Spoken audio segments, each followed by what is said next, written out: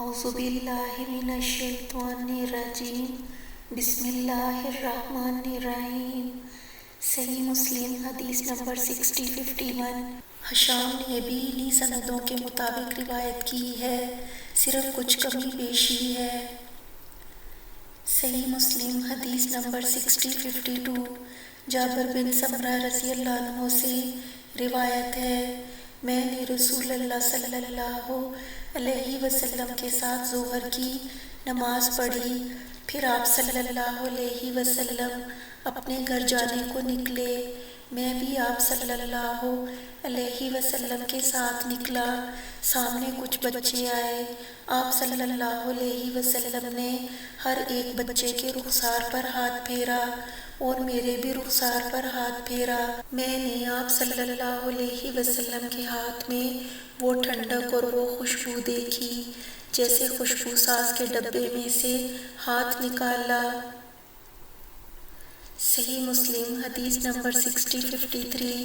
انس رضی اللہ عنہ نے کہا، میں نے نہ عنبر نہ مشک نہ اور کوئی خوشبو ایسی سونگھی جیسی رسول اللہ صلی اللہ علیہ وسلم کے جسم مبارک کی خوشبو تھی، اور میں نے نہ دیباج نہ حریر نہ اور کوئی چیز ایسی نرم چھوئی جیسی نرمی رسول اللہ صلی اللہ علیہ وسلم کے مبارک جسم میں تھی۔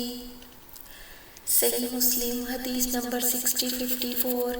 انس رضی اللہ عنہ سے روایت ہے، رسول اللہ صلی اللہ علیہ وسلم کا رنگ مبارک سفید چمکتا ہوا تھا۔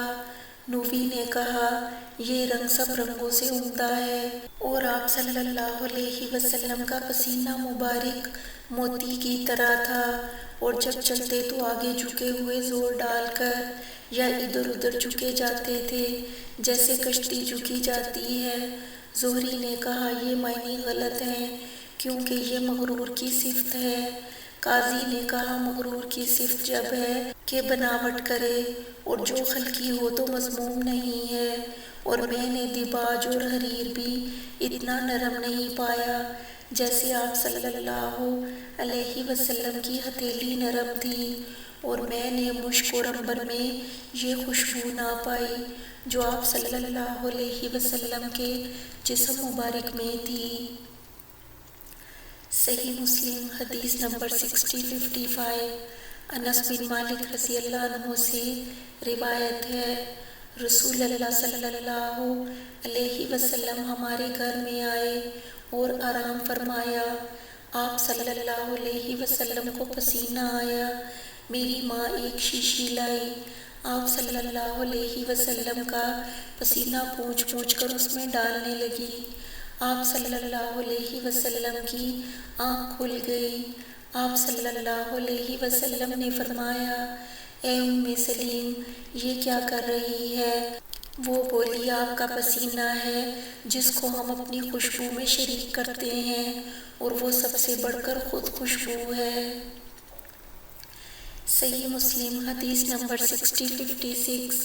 انس بن مالک رضی اللہ عنہ سے روایت ہے، رسول اللہ صلی اللہ علیہ وسلم ام سلیم رضی اللہ عنہ کے گھر میں جاتے اور ان کے بچھونے پر سو رہتے، وہ وہاں نہیں ہوتی تھیں۔ ایک دن آپ صلی اللہ علیہ وسلم تشریف لائے اور ان کے بچھونے پر سو رہے۔ وہ آئیں تو لوگوں نے کہا، رسول اللہ صلی اللہ علیہ وسلم تمہارے گھر میں تمہارے بچھونے پر سو رہے ہیں۔ یہ سن کر وہ آئیں، دیکھا تو آپ صلی اللہ علیہ وسلم کو پسینہ آیا ہے، اور آپ صلی اللہ علیہ وسلم کا پسینہ چمڑے کے بچھونے پر جمع ہو گیا ہے۔ ام سلیم رضی اللہ عنہ نے اپنا ڈبہ کھولا اور یہ پسینہ پونچھ پونچھ کر شیشوں میں بھرنے لگیں۔ رسول اللہ صلی اللہ علیہ وسلم گھبرا کر اٹھ بیٹھے اور فرمایا، کیا کرتی ہے اے ام سلیم؟ انہوں نے کہا، یا رسول اللہ، ہم برکت کے لیے لیتے ہیں، اپنے بچوں کے لیے۔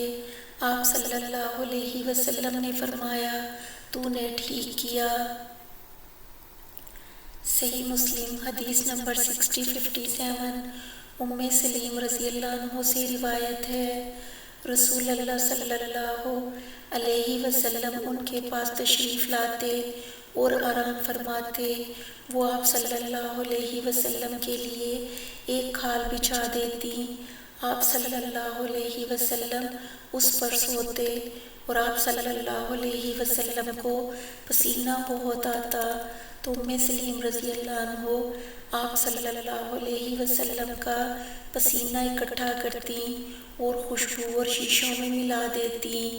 رسول اللہ صلی اللہ علیہ وسلم نے فرمایا، اے ام سلیم یہ کیا کرتی ہے؟ انہوں نے کہا، آپ کا پسینہ ہے جس کو میں خوشبو میں ملاتی ہوں۔ صحیح مسلم حدیث نمبر 6058 ام المومنین سیدہ عائشہ رضی اللہ عنہ سے روایت ہے، رسول اللہ صلی اللہ علیہ وسلم پر سردی کے دن میں وحی اترتی تو آپ صلی اللہ علیہ وسلم کی پیشانی سے پسینہ بہہ نکلتا وحی کی سختی سے۔ صحیح مسلم حدیث نمبر 6059 ام المومنین سیدہ عائشہ رضی اللہ عنہ سے روایت ہے، حارث بن ہشام نے رسول اللہ صلی اللہ علیہ وسلم سے پوچھا، آپ پر وحی کیوں کر آتی ہے؟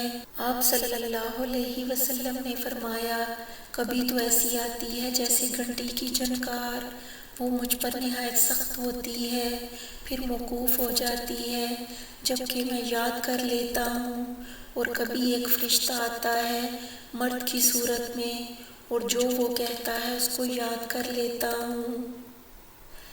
صحیح مسلم حدیث نمبر 6060 عبادہ بن صامت رضی اللہ عنہ سے روایت ہے کہ رسول اللہ صلی اللہ علیہ وسلم پر جب وحی اترتی تو آپ صلی اللہ علیہ وسلم پر سختی ہوتی اور آپ صلی اللہ علیہ وسلم کا چہرہ مبارک راکھ کی طرح ہو جاتا۔ دوسری روایت میں ہے کہ آپ صلی اللہ علیہ وسلم کا چہرہ وحی اترتے وقت سرخ ہوتا۔ نووی نے کہا، شاید مراد سرخی سے وہی ہے جو کدورت کے ساتھ ہو، اور تربت کے بھی معنی ہیں، یا پہلے تربت ہوتا ہے پھر سرخی، تو دونوں روایتوں میں کوئی مخالفت نہیں ہے۔